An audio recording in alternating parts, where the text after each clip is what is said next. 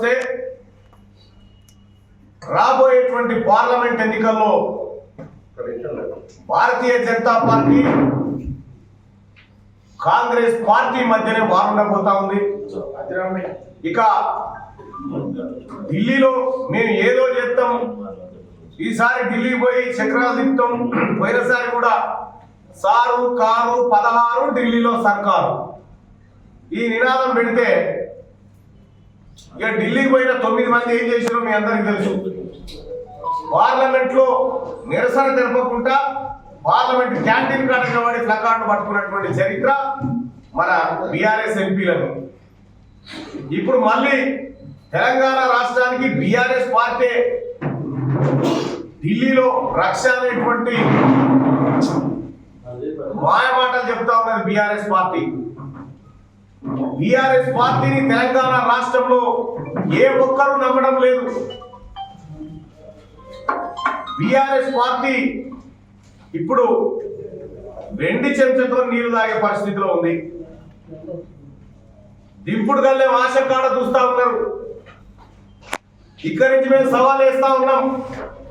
ముఖ్యమంత్రి కేసీఆర్ గారు గతంలో మీరు పనిచేసినారు కదా, ప్రస్తుతం మీరు మాజీ ముఖ్యమంత్రి ఉన్నారు. గతంలో ఐటీ మినిస్టర్ గా పనిచేసిన మీ కొడుకు కానీ మీ అల్లుడు మంత్రి హరీష్ రావు గారు ఆయన పనిచేసారు కదా.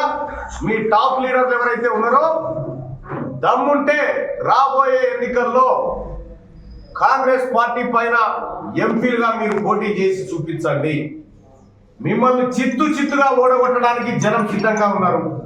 అసలు బీఆర్ఎస్ పార్టీకి అభ్యర్థులు దొరకక